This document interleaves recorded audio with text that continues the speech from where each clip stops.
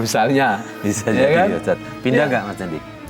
Enggak. Masih sih Pak, agak menjauh. Agak menjauh. Saya sudah bilang, saya tidak mengganggu kamu dan tolong jangan ganggu kami dan jangan ganggu saya. Saya hanya menyampaikan apa yang disampaikan oleh Allah Subhanahu wa taala dalam Al-Qur'an, yang mbah kamu dulu, jin semuanya, mbah kamu dulu pernah sangat takjub ketika Rasulullah mendapatkan wahyu. Yang saya bacakan tadi, kul uhiya ilayya annahu istama'ana farum minal jinni faqalu inna sami'na qur'anan ajaba. Begitu. Nah, Pak Ustadz, dengan apa yang keanehan gaib yang dialami oleh Mas Dendi ini, dengan tadi baca-baca surah yang Pak Ustadz sampaikan itu, bisa demi sedikit mengikis. Pasti itu. Pasti, saya jamin Mas Dendi, kalau Mas Dendi rajin baca Quran, karena Mas Dendi sudah diberi kemampuan untuk bisa membuka pandangan di luar kesadaran umumnya manusia. Kalau ditambah dengan bacaan Quran Mas Dendi, ini akan menjadi luar biasa. Serius. Jadi kalau saya belum bisa baca Quran lancar Pak Ustadz, belajar baca. Saya belum bisa memahami maknanya. Baca Quran sambil maknanya satu persatu diartikan. Jadi sekarang yang sudah terjadi, terjadilah Mas Dendi. Orang tua sudah meninggal, ya sebagai anak yang baik tetap doakanlah. Saya kira itu ajaran agama kita, agama Islam. Selebihnya bagaimana respon Allah terhadap orang tua yang zalim terus itu. Biarkan itu urusan dia, ayahnya Mas Dendi dengan Allah. Tapi Mas Dendi lepaskan kebencian, lepaskan amarah, lepaskan dendam. Karena dengan begitu Mas Dendi akan menjadi manusia baru. Menjadi manusia yang betul-betul kembali bersih dan suci. Dalam arti tidak punya beban masa lalu. Karena kalau diingat-ingat pun, nyatanya orang tua sudah mati. Ya. Betul apa enggak Mas Farid?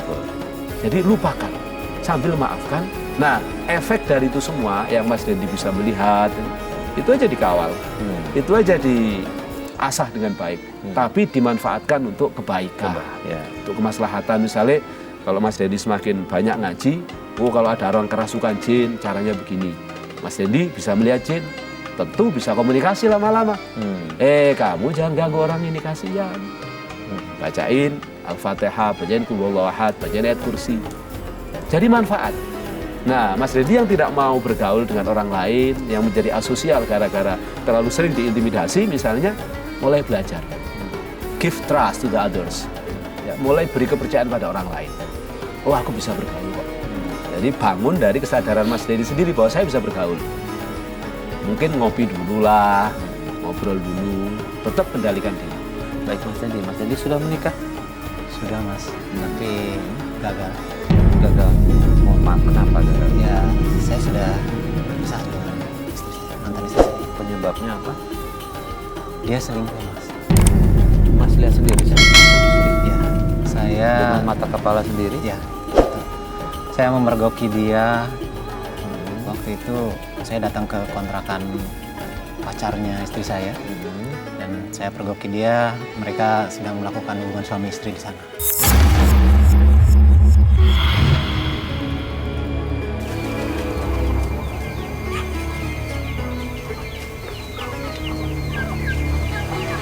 Aku harus dapetin bukti kalau dia selingkuh.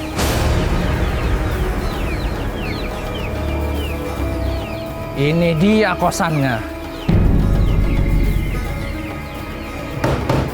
Keluar lo istri sialan! Keluar lo!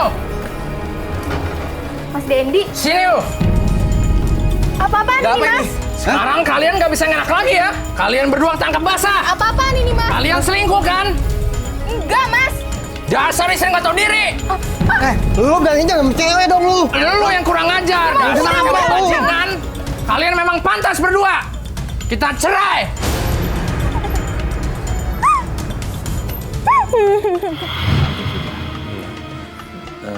Ini Pak Ustadz gimana nih? Udah dengan mata kepala sendiri, Ya, selingkuh. Saya bisa membayangkan. Ya. Jangankan kita memergoki dengan mata kepala sendiri, Pak. Kita memergoki istri selingkuh melalui WhatsApp. Ya. Itu aja sakitnya tidak hanya sampai di sini ya, tapi sampai di ubun-ubun. Apalagi sampai kita melihat. Saya kira ini ujian buat Mas Dendi. Ya, sekali lagi ujian.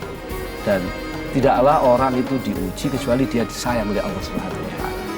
Jadi untuk kesadaran ketuhanan, kalau kita tarik tidak dalam kesadaran kemanusiaan kita ya, orang yang diuji oleh Allah Subhanahu wa taala sejatinya adalah orang yang paling disayang oleh Allah. Maka ketika kita diuji lalu kita sabar, selesai. Berarti kita akan mendapatkan derajat dan kemuliaan yang luar biasa. Tapi kalau diuji lalu tidak sabar, justru kita menjadi jauh dari Allah, itulah kegagalan. Karena setiap kita, Mas Farid, Mas Dendi, pemirsa di seluruh tanah air, pasti akan diuji oleh Allah Subhanahu wa taala. Allah berfirman dalam surat Al-Baqarah, "Wala nabluwannakum bisyai'im minal khaufi wal ju'i wa naqsim minal amwali wal anfusi wath thamarat. Wa basyiris sabirin alladzina idza asabathum musibah qalu inna lillahi wa inna ilaihi raji'un. Ulaika alaihim shalawatun min rabbihim wa rahmah wa ulaika humul muhtadun." Jadi setiap kita, setiap manusia, apalagi orang yang beriman, pasti akan diuji oleh Allah Subhanahu wa taala. Wala nabluwannakum. Di situ ada la lit takkid, nunnya nun lit takkid. Artinya ujian itu benar-benar akan ada. Maka tidak ada orang yang bebas ujian. Mas Dendi, ujiannya orang tua yang kejam, kemudian keluarga, istri yang selingkuh. Mas Farid, saya yakin punya ujian. Hanya Mas Farid nggak mau cerita. Saya punya ujian. Kemarin 6 bulan lalu saya ditinggal mati istri sama anak saya. Kemudian ujian-ujian yang lain banyak. Jadi pasti ujian itu ada melalui apa? Dengan rasa takut. Dengan rasa lapar. Dengan kehilangan harta benda, kehilangan jiwa. Kehilangan anak, istri, suami, orang tua, dan seterusnya. Dan ujian-ujian ini memang sengaja dikirim oleh Allah untuk melihat apa kita tetap beriman atau tidak. Tabarakalladzi biyadil mulku wa huwa ala kulli syai'in qadir. Itu dalam surat Al-Mulk ditegaskan ya. Linabluwakum ayyukum ahsanu amala. Selanjutnya dari ayat yang saya bacakan tadi. Tujuan ujian itu adalah linabluwakum ayyukum ahsanu amala. Siapa di antara kalian yang kalau diuji itu tetap sabar, tetap taat kepada Allah, tetap baik amalnya, maka itulah orang yang berhasil, orang yang sukses. Sehingga dalam ayat yang lain Allah berfirman, innama yuwaffas sabiruna ajrahum bighairi hisab. Sesungguhnya balasan bagi orang-orang yang sabar atas ujian Allah itu sangat luar biasa. Balasannya tidak terkira, tidak hanya di dunia akan dimudahkan urusannya, tapi di akhirat dia akan mendapat kemuliaan dan masuk surganya Allah Subhanahu wa taala tanpa dihisab, tanpa dengan mengalami kesulitan. Amin. Jadi semoga kesabaran Mas Dendi yang diuji, lalu kemudian semakin membuat Mas Dendi taat, dekat kepada Allah, akan menjadikan Mas Dendi mulia di hadapan Allah Subhanahu wa taala. Maka rajin-rajinlah sekarang mendekatkan diri kepada Allah ya. Baik Pak Ustadz, terima kasih atas semua nasihatnya. Mas Dendi, mudah-mudahan apa yang disampaikan Pak Ustadz tadi bisa mengikis kegalauan Mas Dendi. Karena Mas Dendi kan cerita katanya sejak bergaul dengan gaib dia jadi malas ibadah nih Pak Ustadz. Tadi Pak Ustadz Jadul sampaikan, mudah-mudahan Mas Dendi bisa segera amalkan. Saya percaya Mas Dendi datang ke sini kan karena mau berubah ya.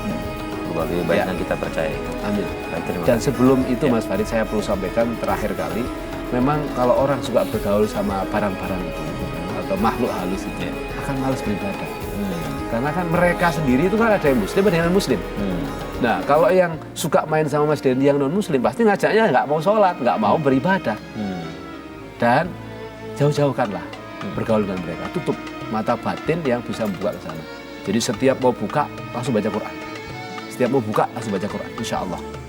Karena memang kalau semakin lama bergaul sama yang, apalagi tidak mampu untuk mengontrol diri, sampean akan masuk ke dalam dunia dan tidak ada untungnya bergaul sama mereka. Apalagi kalau sampai kontrak, berat sekali resikonya. Karena kalau mereka nggak dikasih makanan sesuai kontrak kita, nggak dikasih tips atau dikasih fee, maka yang terjadi tidak hanya Mas Dendi nanti yang akan kena efek negatifnya, anak-anak Mas Dendi, keluarga dekat Mas Dendi. Tapi Ustadz, mohon maaf, saya semenjak kejadian-kejadian yang saya alami, jadi saya itu lebih nyaman gitu, lebih nyaman dengan hal-hal yang gaib, karena mereka itu lebih baik daripada lebih baik manusia. ya, iya, karena saya selama ini kan selain disakitin, ayah saya, istri saya, jadi semua ada pengkhianatan, tapi sama mereka itu saya lebih nyaman gitu. Tapi ya di sisi lain memang ya jadi malas ibadah, malas sholat, karena kalau saya sholat atau saya menyebut nama Allah saja mereka akan menjauh. Dan saat mereka menjauh saya ngerasa kehilangan gitu. Jadi saya lebih nyaman saat mereka datang. Jadi lebih lebih seperti ada teman, Iya, iya. lebih percaya dengan mereka ketimbang dengan manusia atau orang-orang sekeliling. Iya. Maka kalau gitu sarannya, sampean masih punya Allah. Dan Allah lebih segalanya daripada mereka. Allah yang menciptakan mereka dan kita semua, sementara mereka adalah sama-sama ciptaan. Nah kalau sampean masuk ke sumbernya, kenyamanan, ketenangan, kedamaian akan jauh lebih terasa. Hanya saja mungkin sekarang sampean belum punya jalurnya, belum punya liftnya, sehingga masih merasakan kenyamanan dengan mereka. Saran saya, ya karena sambil mencari solusi, dekatkan diri kepada Allah. Insya Allah, lama-lama kalau sampai serius, akan mendapat kelamanan dari sana. Merasakan kenyamanan, kedamaian, dan keberkahan bersama Allah Subhanahu wa Ta'ala.